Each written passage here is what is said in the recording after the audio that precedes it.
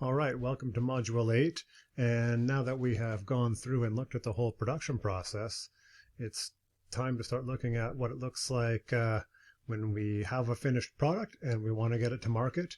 And so here we're talking about harvest, packing, storage, and transport. So there's a lot of lessons in this module, though a lot of them are quite short. So we're going to take a first look at just sort of an overview of the harvest and what some of the scenarios might look like. We'll take a quick look at the kind of equipment and the setup you're going to use, or at least an option to give you a sense of what the flow is going to look like. Then we're going to talk about cutting microgreens and some of the different methods available.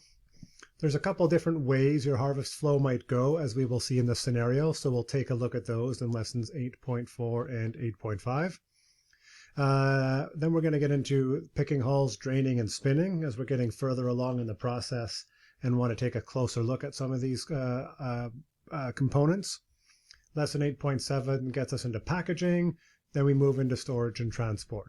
So we're going to get a good look at everything it takes to get your product from growing and ready to be sold to the consumer in a variety of different ways.